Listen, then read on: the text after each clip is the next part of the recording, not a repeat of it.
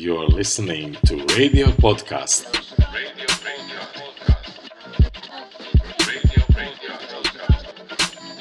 21st Century Entrepreneurship.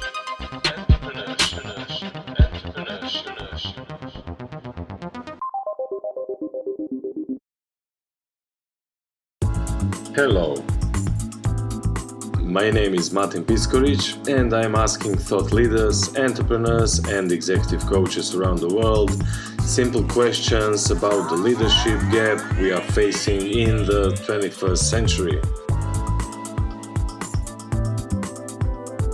Maybe some of my respective guests' answers can help you in finding new ways of thinking, problem solving, work-life balance, and having higher resolution of mind.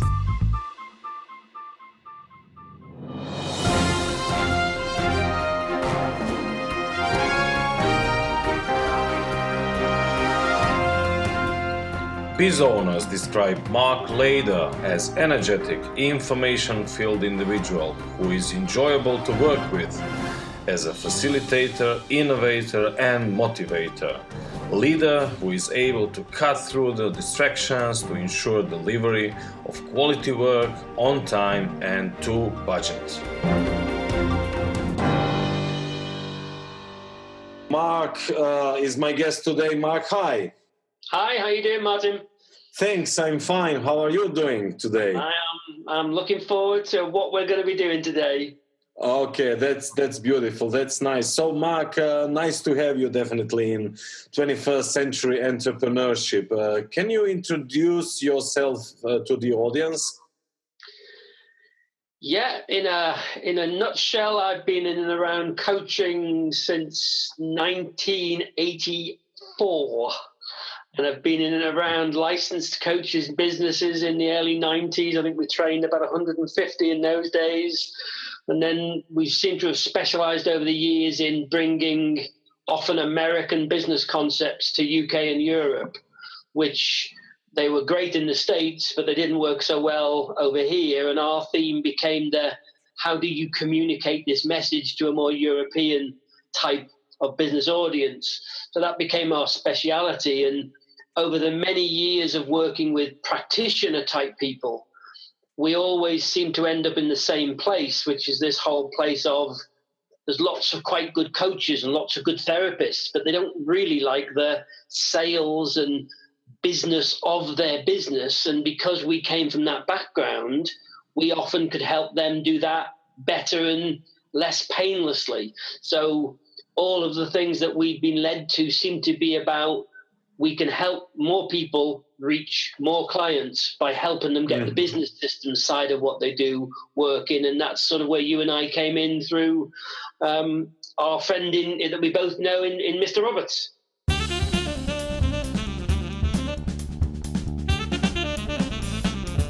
Let's start the interview by addressing problems you see in our 21st century entrepreneurship. Is there any leadership gap? What do you see as major issues most of us cope with on a daily basis?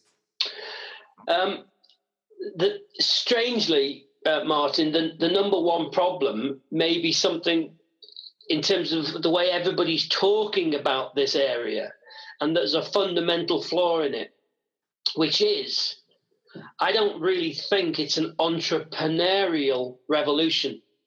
Because entrepreneurs, in the classic sense, invent businesses that work.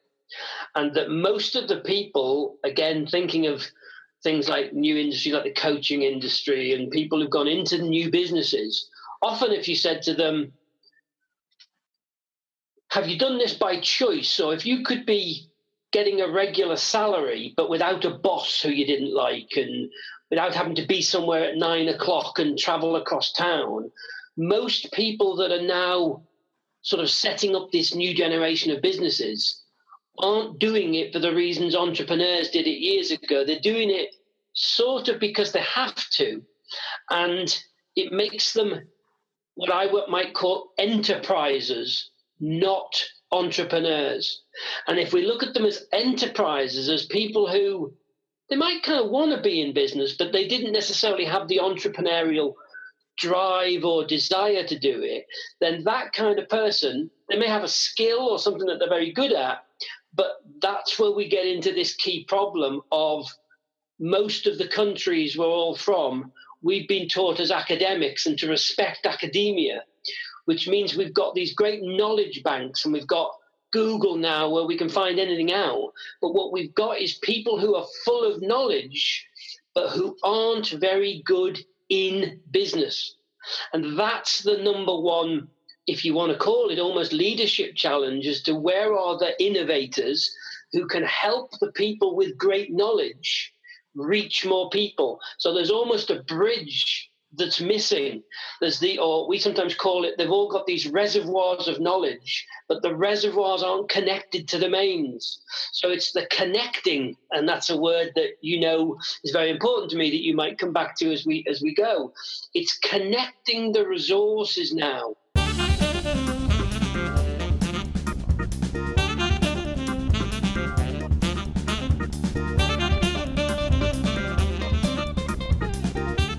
What you and I are doing now, if we tried to do this 5 years ago, was probably £2,000, or we just couldn't do it. Well, here we are doing it more or less for free, and you can then broadcast it to hundreds, if not thousands of people, and they can get it for free or £5 or small amounts of money. So suddenly we now live in the world where there really are tremendous resources, but the resources aren't attached and available in the ways that most people can work with them. And that probably is the umbrella challenge that I see, that now more people go, I know the opportunities are there, but they can't connect it up in a way that they can make it work. Speaking about connectivity, there are a lot of businesses around the world not remotely engaged in new dynamic market. What is the situation in UK? 40% of businesses have no online presence whatsoever. That's amazing. They might have got some kind of website that they spent £3,000 on in the earlier generations, and it's a shop window, but it doesn't do anything, and it's sat there gathering dust. So they've never really taken online as a proper strategic. Again, it's not connected to anything. So we've got these unconnected resources. So that was a headline from the Federation of Small Business that said, there's so many businesses that there's this big digital revolution out there, but for every 10 business owners as you meet, 4 of them, it might well have been something that happened somewhere else, because it hasn't really, other than what they might see on the news, affected their lives or business one bit. So part of the connecting all these resources focus that certainly you and I have talked about is that person, or those 4 out of 10 business owners, for all of these great things out there, it's not reaching them in a way that they either understand or they feel comfortable with.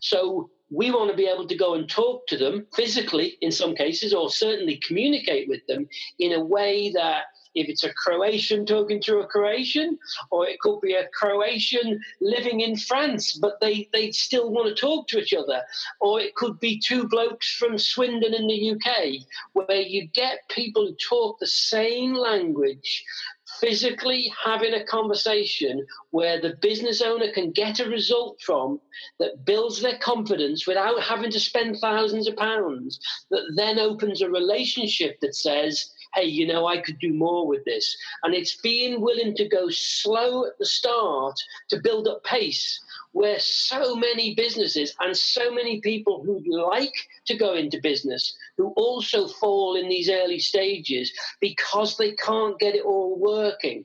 And it's almost more frustrating than it was 10 years ago, because 10 years ago, people that chopped wood and they sold it. And, it was all sort of what we think of. Man buys wood, man shapes wood, man makes it into furniture, man sells it. Well, now that same man's got 78 different ways of doing it.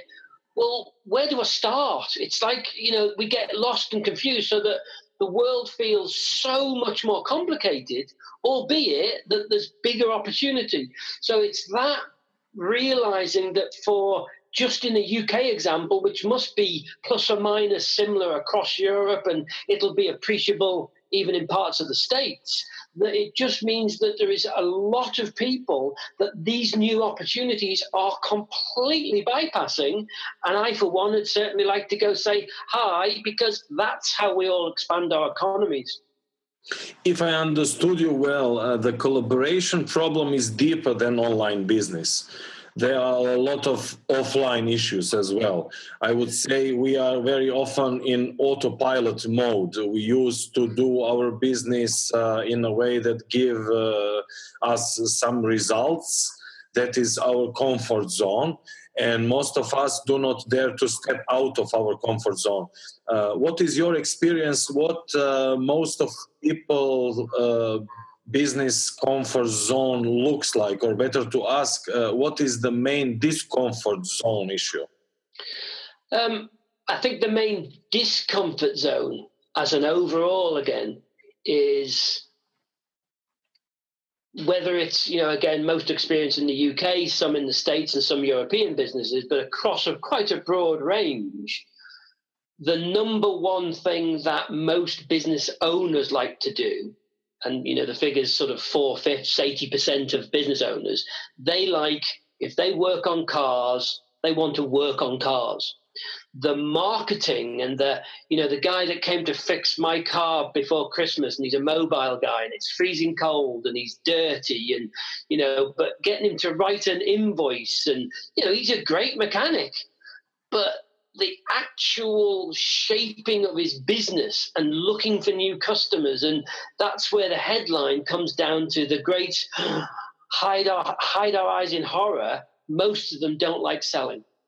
Most of them. If you send them somebody I've got a problem with the car, but how do you create a constant stream of prospects coming in for your service, all of that marketing type stuff as a headline, that's the biggest discomfort area. And hence a lot of our approach is designed to, how do you get that where we don't think we need to, nor is it really possible to turn the person who really loves the stuff of their business into somebody that suddenly wants to be a great salesperson. They're different types of personalities, but can we get them resources that means their business can have a 24/7 sales capability on terms that everybody can win at?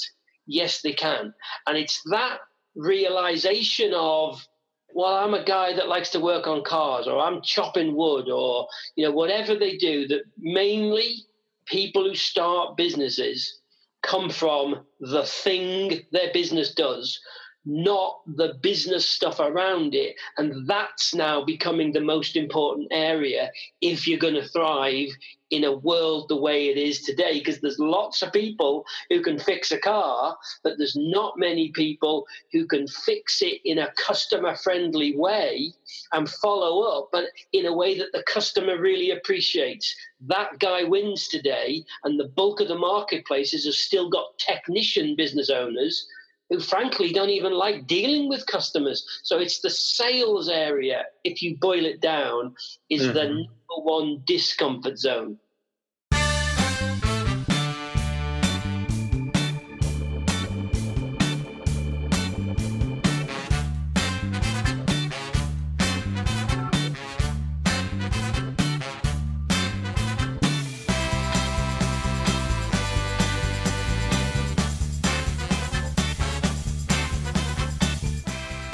So someone is an expert in some specific field, but do not reach the target group. What kind of activities are missing regarding that sales activity? Can you be more specific? Yeah, I think for the most part, if you come back to industry that we know, sort of when I was in the States in the early 90s, and then I came back, in the early 2000s, I came back, and the joke was there was a life coach at every bus stop in Britain all of a sudden. And I'd go to some of these meetings just to find out, how they were going on. And, long and short of it was they weren't earning any money. And they'd spent £3,000 to be trained as a coach. And for the most part, they believed they were going to put a little sign out the door saying life coach and there'd be a queue. And there wasn't enough knowledge of the marketplace for customers to want to buy that. Established places like chiropractors and osteopaths can still struggle to find customers. So it's the understanding that being trained to be a chiropractor or a coach, or obviously you've got to have a core product offering, but for the most part, without the business systems and the recognition of how your business works to bring in a constant source of your target prospects and all of that sales language, without that, you might be the best chiropractor in the world and you'll still fail. So it's the sales acquisition, sales engagement systems that we see people that on the face of it, they're very good at what they do, but if they don't somehow put that in, they've got a cart, but they haven't even got a horse. It's not that they're in the wrong position, they haven't got one. So they're always going to struggle to be the type of business that they get one client and then they're not selling. So in the next month, they've got no clients. So really they have to cut their money in half. And millions of businesses get stuck in that specific area because they haven't got a sales engagement system.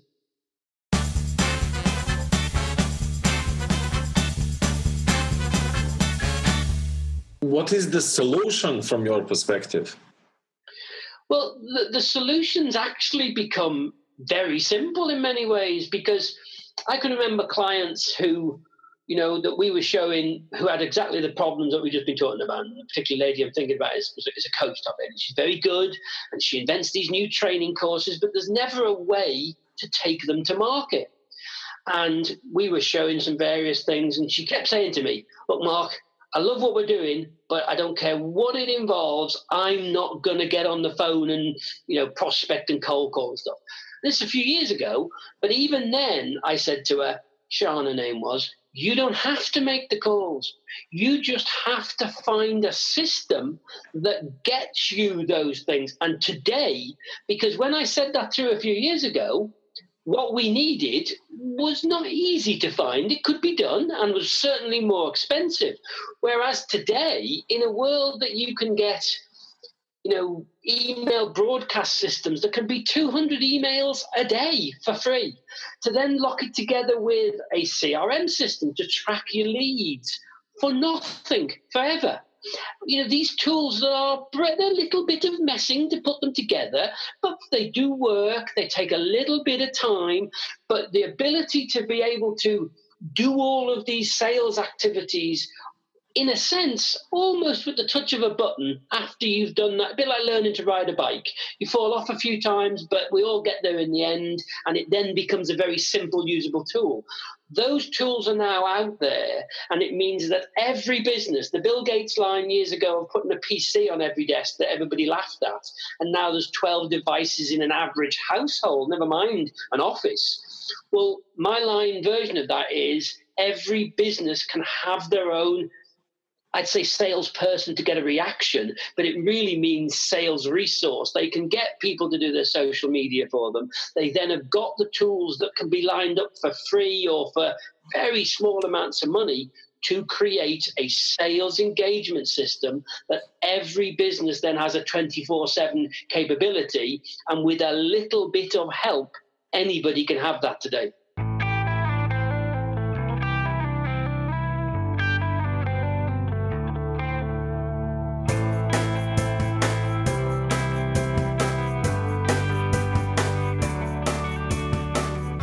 And can that help comes from you? Yeah, that certainly we've got a jokey sort of line in a way that if you think of Uber, that the world's largest taxi firm, but it owns no cars because it's redeploying resources called people's cars into taxis. And Airbnb, the world's largest hotel chain, owns no buildings. Again, people and places that are empty places where if you connect the two, well, our kind of fun little name became, well, let's build the world's biggest sales team but it won't have any salespeople. It'll just have what we call business connectors as a new profession of all of those jobs that business owners never get to do, that the business connector can do for them and make a small income out of. But from that relationship, the business owner then gets jobs done that they didn't get done, so they save some time. They start to feel that they're making headway, in which case, as their confidence goes up, who they're going to ask, it's almost like the Ghostbusters line, who you're going to call, well, you're going to call your business connector. So whether they're employed by the firm, and in most cases they won't be, there'll be resources that they can draw on, and the biz connector might work across connecting all sorts of different businesses in a town, or they might work with, say, 6 or 7 businesses that they specifically, 6 or 7 coaching businesses, 6 or 7 legal firms. They could specialize. So there's lots of ways it could be done. But the message is connecting up the business owner's own business. So that's where we can do questionnaires to help them increase their own profitability, and then externally connect them with the deals and collaborative economy that is all happening, but an awful lot of people aren't involved with for the same reasons they're not involved in the digital stuff either. So yes, that our belief is if most businesses can get access to connectors that will do all of those link jobs, then suddenly a lot of things that they're finding hard today become quite easy.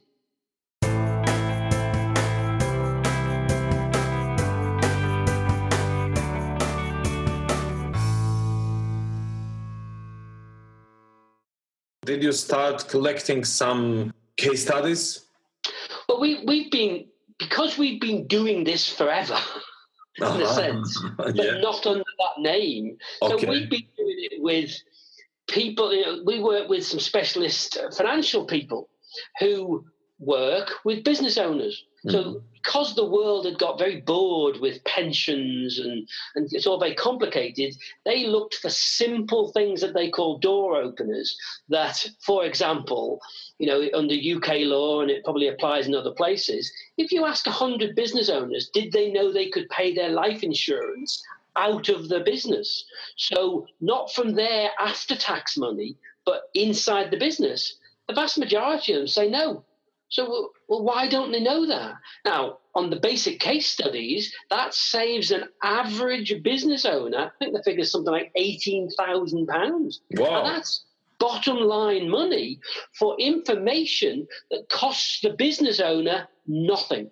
And we've got a series of those kinds of things, or little cheap memberships of business organizations that in the event that you got sued by somebody that can cost you £5,000, well, just for a little membership of £200, that business owner then is more protected, they feel more comfortable, they've got 24/7 helplines. Well, we've pulled together a mass of those kinds of things because then the business owners feel all those little pebbly jobs are getting done, which means they're more confident. They can do more of the bits that they like. They can focus on the sales engagement system and on that bit to grow the business. And there's other people in the town who are also benefiting from that. And you end up with everybody's doing the bits that they're good at. So we've got hundreds of little case studies of that nature, and the place that we're at now is all the branding stuff, all that really bringing it all together on the brand.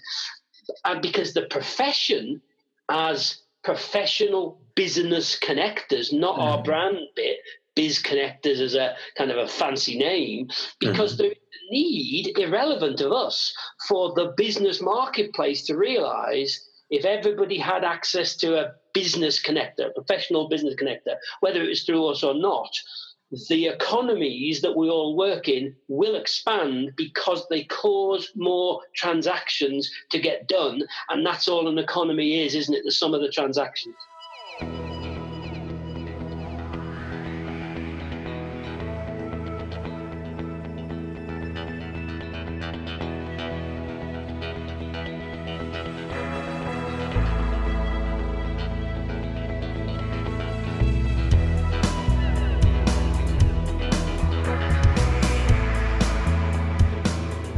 Yeah, that's basically my last question to you. What's next?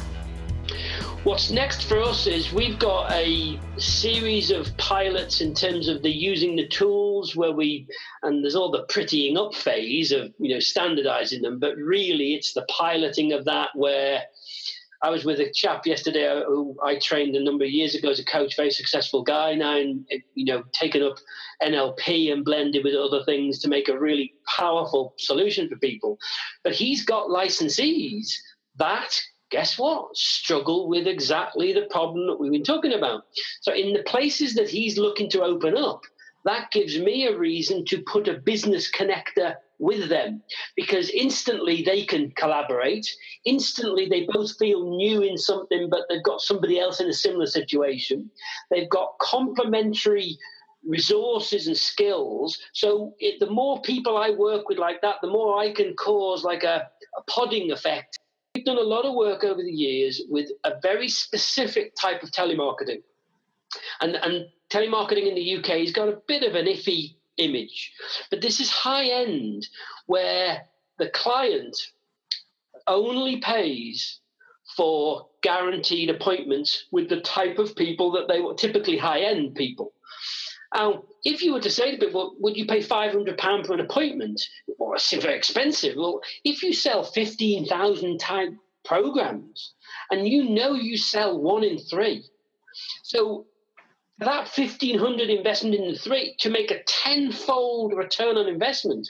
Well, in business connecting terms, that's almost like an elite introduction service. So we're bringing in those kind of areas, because then you end up with lots of different ways business connectors can make money, but also lots of different specialist services that business owners can take advantage of on a risk-free basis. So even gluing all of that together now becomes where we go next, because we know there's lots of people who are looking for, if bringing suppliers who will work on performance-based terms, which means everybody's sharing the risk. If we win together, we all win big, and if we lose, we all only lose a little bit. That's the single biggest shift in sort of this business connected world that I'm looking to make, is because historically what customers are being asked to do by the suppliers, ultimately even guarantees aren't worth anything. So what's got to change is the way the collaboration is set up so that we win together or lose a little bit. And that's the major change that all of this starts to trigger, because then the need for biz designers and other specialists that come out of the Uber, the business development sales team that only has business connectors, not salespeople, that starts to be a resource that can touch every single business. Oh, well, Mark, it sounds like a great business model. Always pleasure talking with you. And you, my friend. Thank you very much. Looking forward to our next interview and wishing all the best with your initiatives. And thank you, and good luck with the podcast, and anything I can do to help, let me know.